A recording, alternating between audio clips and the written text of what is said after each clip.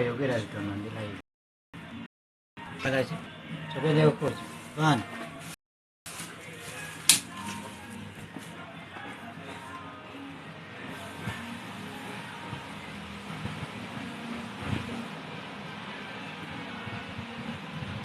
Chichinayo.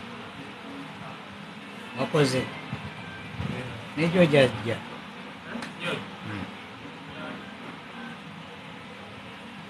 Nakugamba ombaliremu ebintu byo byetaaga sente mmeka oli awo toyagala kukola ebintu byamwe bimalawo sente mmeka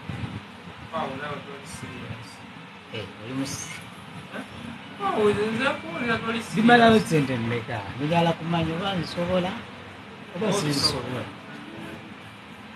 ekikulu awo capital ekitegere ati waba capital mbuulira nti for the start mba netaaga this amount ya mmeka awo ng'onyonnyola ya 10 ya 10 kuliriza eno eri fashion ya office ya 10 ate eri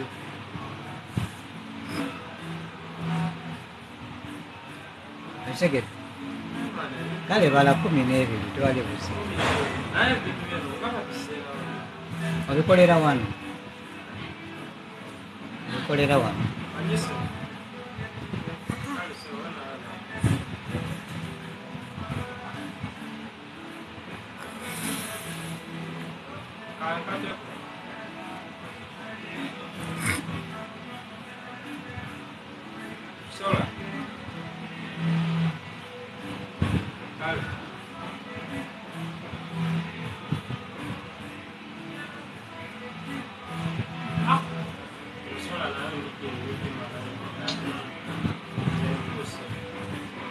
Ogitwala wa mukyalo wano bakubidde bakubanja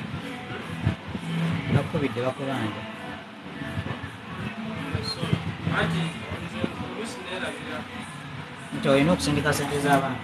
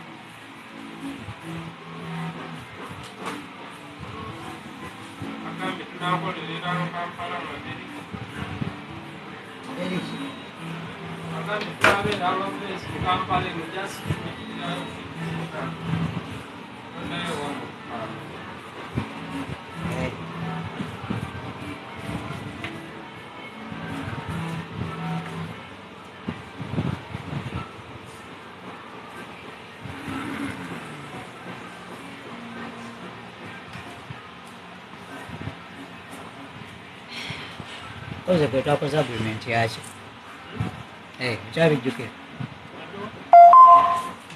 bye twateesezza byebiki nakyo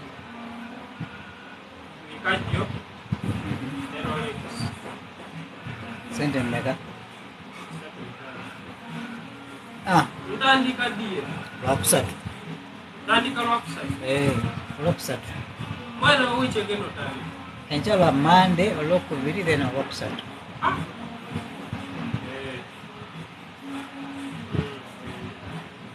tugenda mu kusiiba tobimanyi naye oli musoga oli mukatuliki oli mumulokole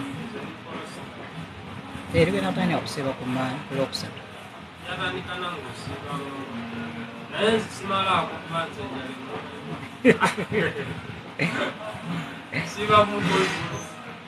enjala ekuluma nnyo noweyitawo anti bansalirako mu baisiraamu bansalirayo waliko masiraamu newakekejjula bakamusirako nendaba nga buisiraamu sibusobola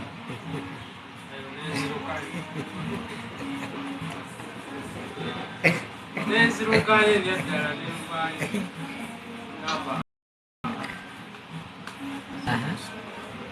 kale nojja mu naye kati waneno sibamuko wiki nensibamuko nakutamisa nadamu ekyo kitegeeza lwakusatu lwe enkya neera wendi wane kaleso balamusiza obwedda nyina gwe nkwasaganya wano kansubire muli bulungi kakati bw'oba wasubiddwa misa ey'olwaleero genda ku Facebook page yange genda ku Facebook okebere account oba Facebook page gye bayita Ssenkasi Paulo Omuweereza nga username gyolaba waggulaawo bw'omaliriza gilaikinge follow bw'omaliriza kirira wansi yo scroll down ojja kufuna misa endala gye ntaddeyo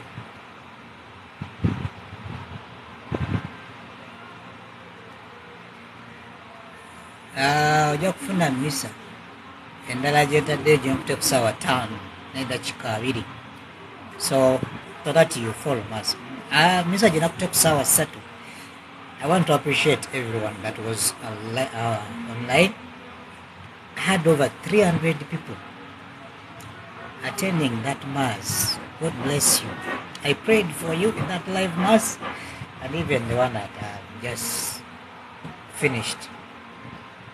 Abantu bali bwereeyo tebalina we wajja misa naye God willing I am going to try my level best okakasa nti I have these masses ready live stream before you people who can't access mass.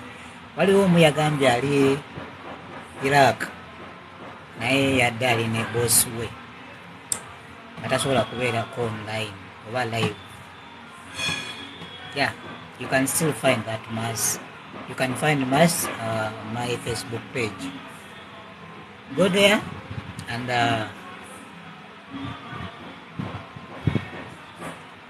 go there and like my page Ssenkasi Paulo Omuweereza. You follow. After following, scroll down. There's another mass I've just posted. Endala genda gisa ku YouTube. Same names. Ssenkasi Paulo Omuweereza. Same names. Nagiteekayo. You can download it. You can like it. But also subscribe. Thank you my guys. Pitiddeko wano ku office nina obutono bwe njagala okugjawo. Then nange ngende nkiringa esande ate nkyatuddemu tuyiribe. Baagala nnyo those who are online and those who are following. God bless you.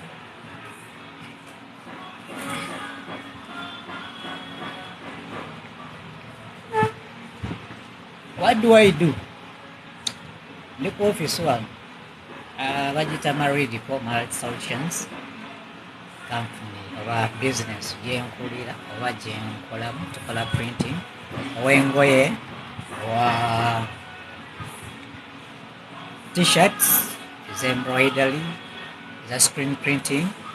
Tukola printing ow'empapula, a business card, receipt books, vouchers, whichever you know that okitegeera oyagala printing a banner, booth, just WhatsApp me on my number 0779637529 or you can inbox me here. Nitugenda maaso. Just know you are with the right guy. Thank you.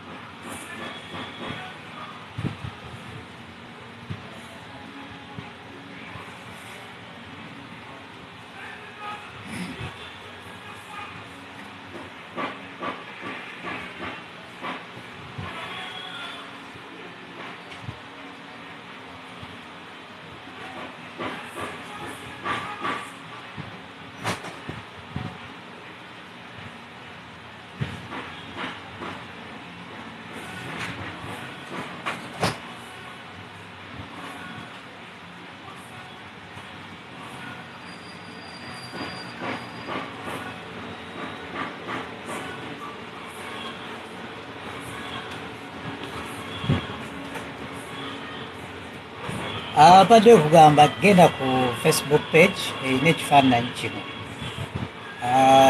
Ogiraba? Okiraba. This is my Facebook page.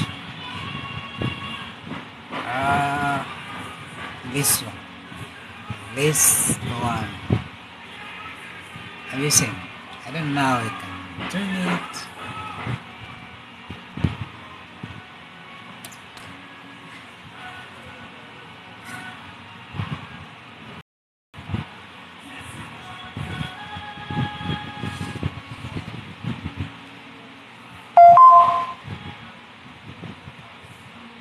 Are you seeing that now? That's the account I have, or Facebook I use. The page I am using. Then now, you like me, you follow so that we can have each other. God bless you. Bless you and your loved ones. I can see Ballista Harry. I can see Rosette, Ila, and others. Okay.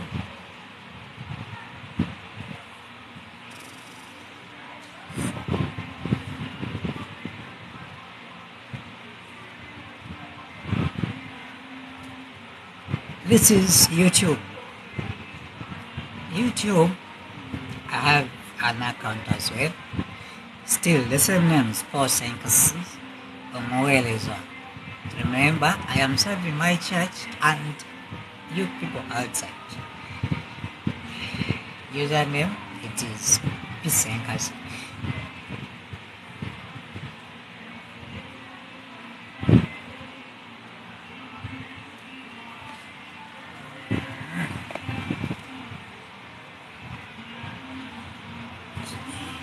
Kalaya, how are you?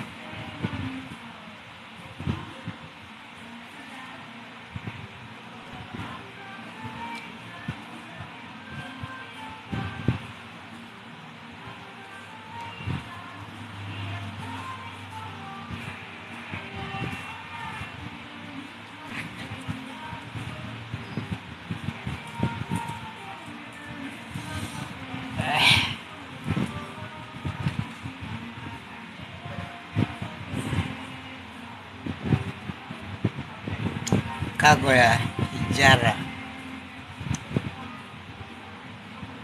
Okay.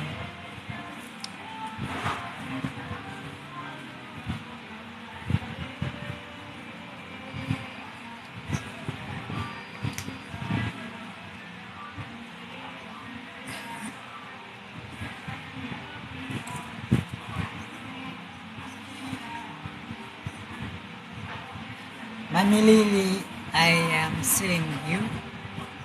You have just joined. Welcome.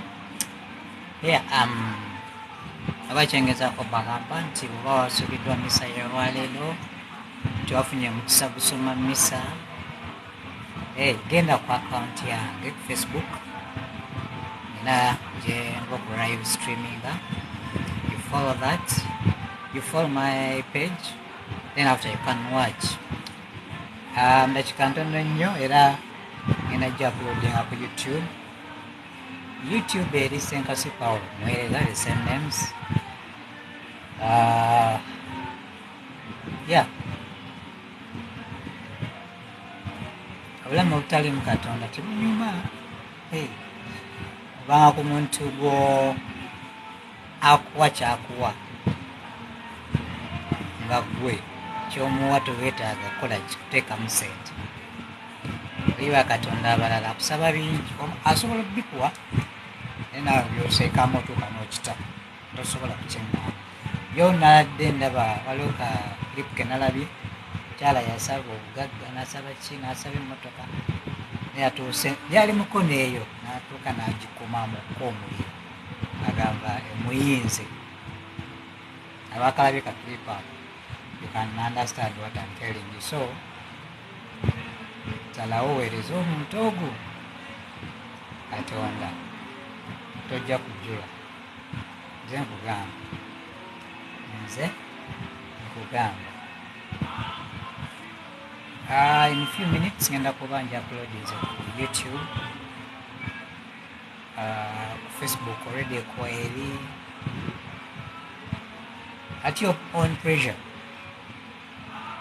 you can have your time noyogerako ne Katonda, ne bwotambula nobwogenda e Roma, ne bwogenda ekiwamirembe, ne bwogenda wa kibeewo, ne bwogenda wa, teri ssaala esinga misa.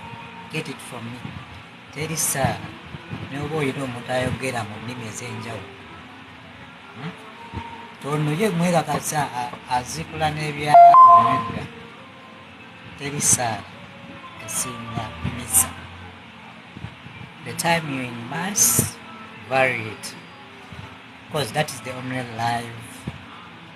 that's the only time omukama wabeerawo live. Oba okitegeera?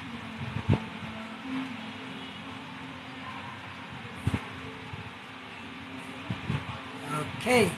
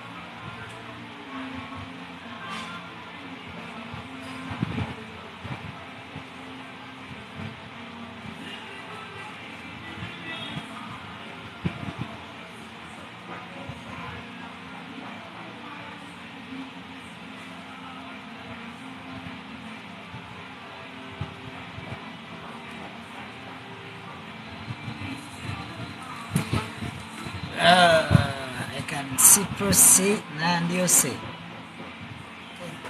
you're welcome. Kyengezaako kubajjukiza nti bw'oba wasubiddwa misa eya Sunday, for the Catholics, you know that missing mass is a sin. If only you can attend that mass. Singa oba osobola okwetaba mu misa yonna n'otagenda ku Sunday, oba okoze ki? For the Catholics, you know that. So we'll open your obudde. Those who have data, get on Facebook and put that mask. YouTube, Omuweereza, Ogisaayo. You can follow my page, subscribe on my YouTube and on my page of Facebook also. You like and follow me. Thank you. I am going to try my level best. Kuba nkizudde nti abantu abali ebweru wa Uganda muzibu wali okufuna misa. I have sampled the list today. Ntaddeyo misa ssaawa 3 ebadde esomebwa Father Christ the King Church. I had 279, something like that, or 300 was a figure gyeyaliddemu nga bagoberera misa as you following.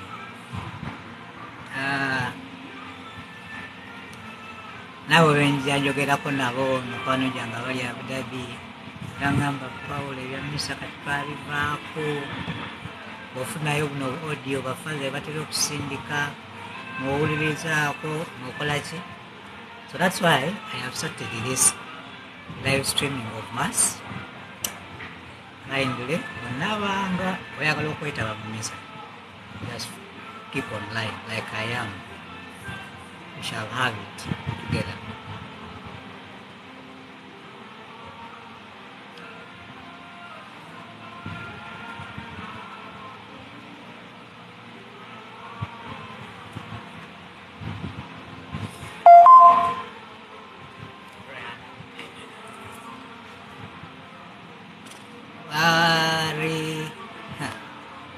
Ribina. Ribina, you've just joined. You're welcome. Where is this Ballista Harry?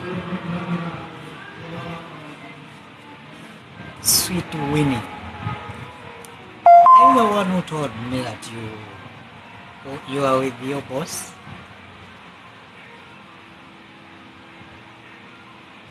If you're Abigail,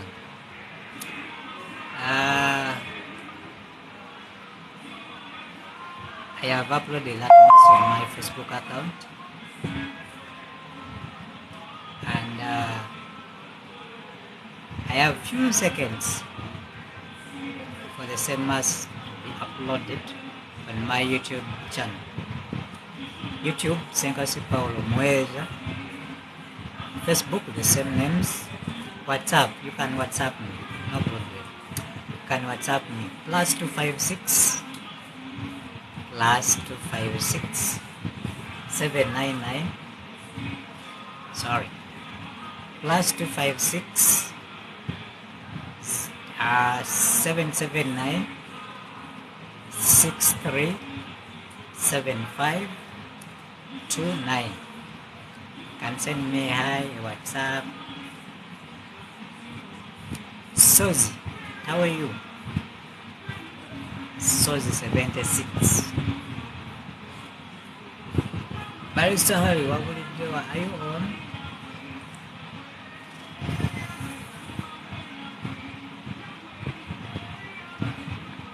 In a few seconds, check my YouTube or check YouTube handle, your YouTube handle, and search for Ssenkasi Omuweereza. You will see mass have just uploaded. Just like or subscribe. Tukende maso. I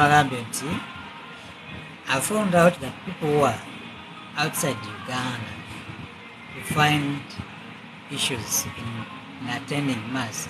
Nachibule Justin, what do you say? Or say, if you are away from Uganda and you can't access mass, every Sunday expect mass. Every Sunday expect mass. Only that you have to keep online.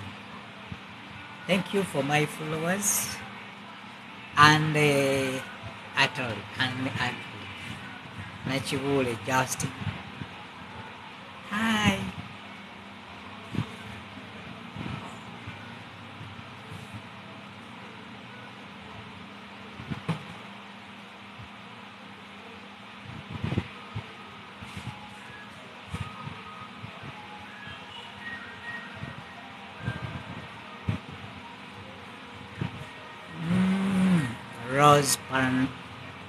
Rose Paroma 2. Huh? You know what? Yes. Don't rest. Children need you at home. Don't shout. Yeah, I put it. How are you? I'm okay. Good. How are you? I'm good. He's my friend from the North Uganda. They just checked on me. He was wondering why I'm in office. Yes, like I said, my friend set me some work print for him. Desert graphics one said, so that's what I've been doing. For those who started with me, I'm about to move out. And like the promise is, Makirini Kosinje. The promise is, I promise, God willing, if God wishes, yes, like I'll be live streaming mass. Sunday, you cannot access mass, especially if you're my friend here. If you liked me, if you followed me, every Sunday there is one mass for those who cannot attend it. Sacrifice. Mr. Chika press the thing. 45 minutes away with the roughly 50. Away with the how much data is that? It causes 500 MBs. to live stream that much. Let's take it. So I want us to be close to God together. Tumusabe babosi baffe ababatulugunya mu abalina ababakozesa bakyuke emitima. I have my friends in Abu Dhabi. There is Teresa, there is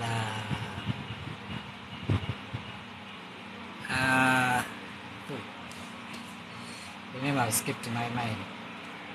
There is Nasuna, there is Muimanyi. I don't want to mention.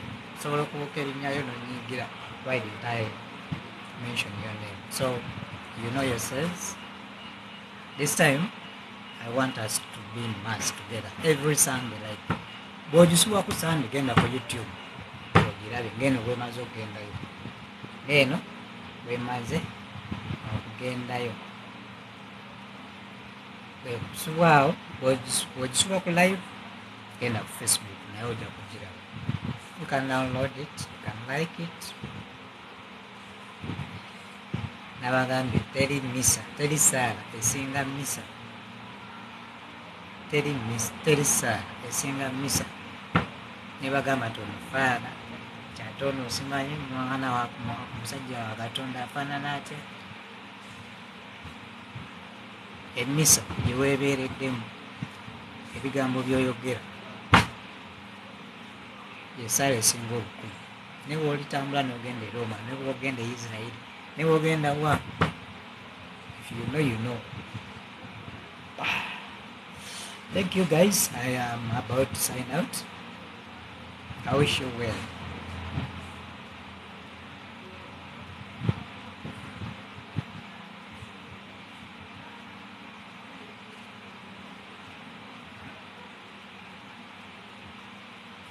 Nabo episode wembadde ntandise okukanyugayo bwa interview gye bankolako aba MTV. I started last Saturday eggulo nakebedde nga video gye mbadde ngenda okussaayo nene neyamba kansooke ngiteme, then ngi uploading naye mujajjira here on TikTok.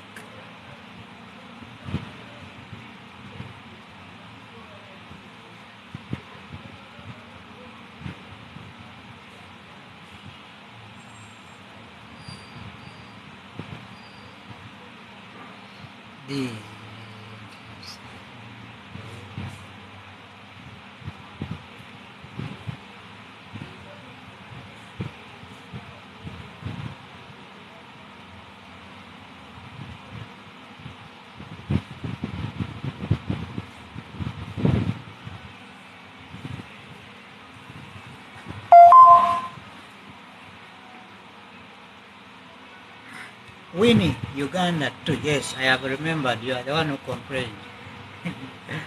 Hey, Omuko Gift Linda joined.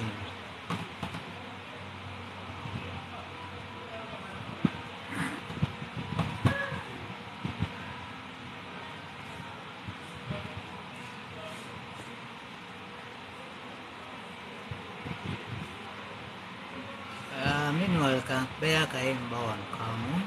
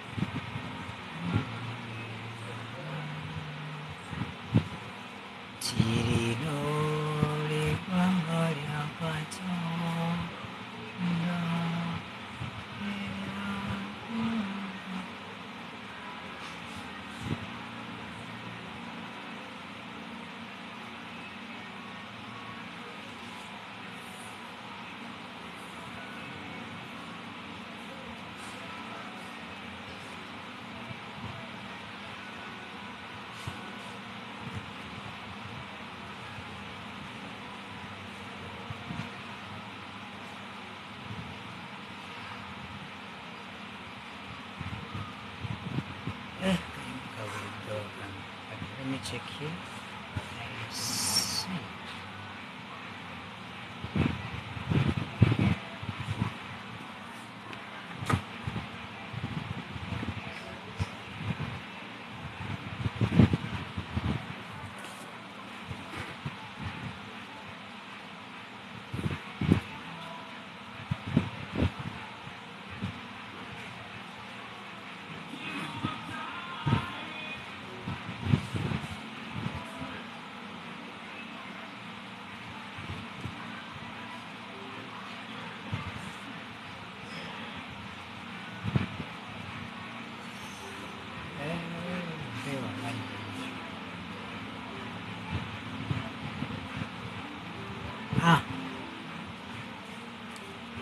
Kafunye Kafunye.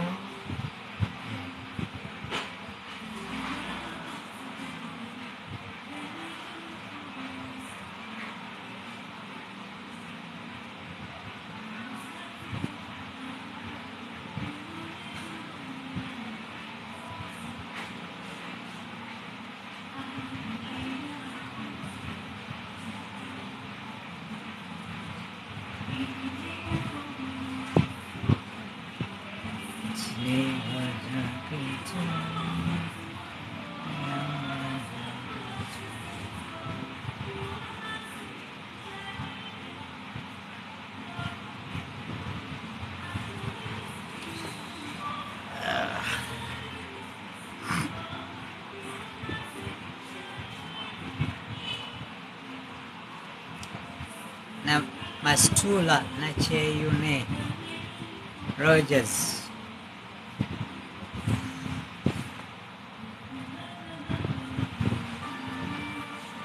Kayimba mukawuli abanyonze ku kirowoozo.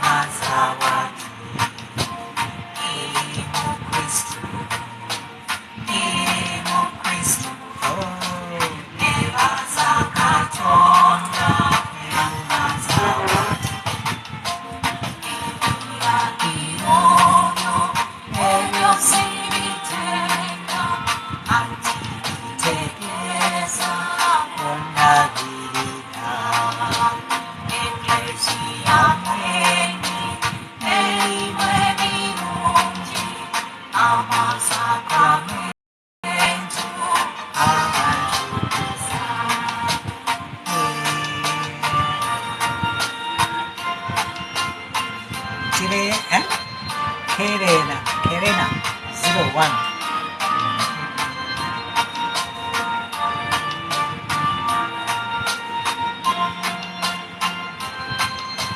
Are you getting the message well? I must buy speaker.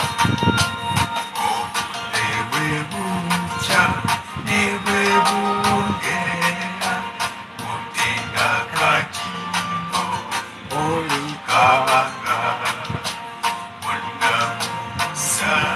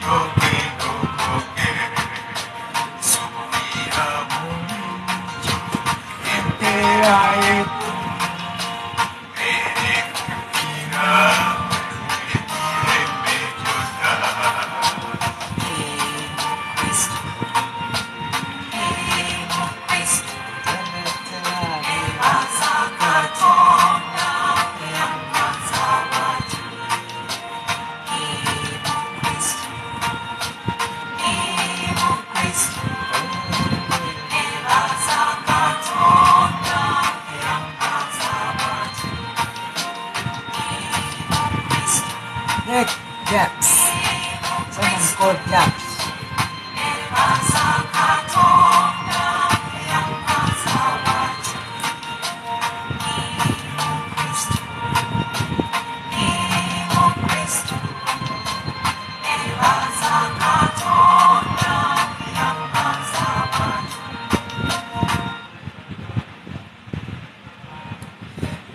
Omuweereza kacanga okumugambe omugabo w'entalisa.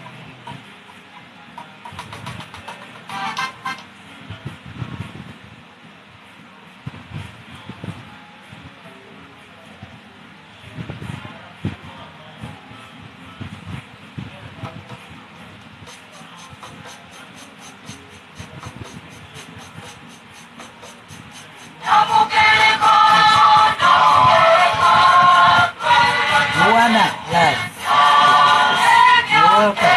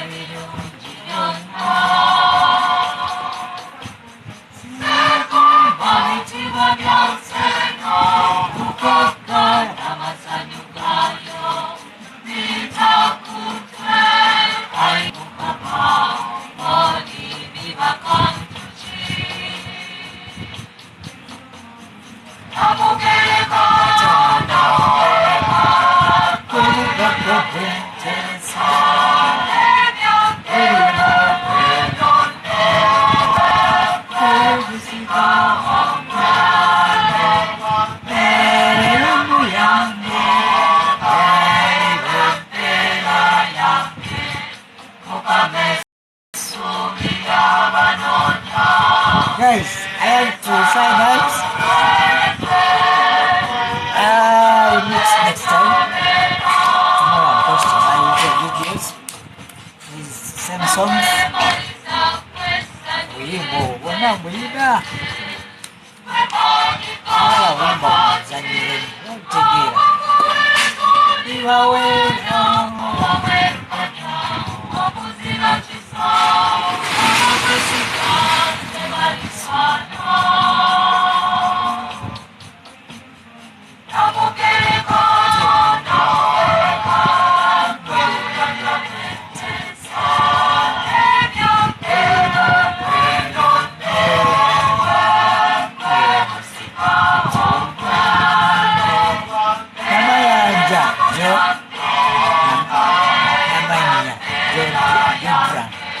Hey.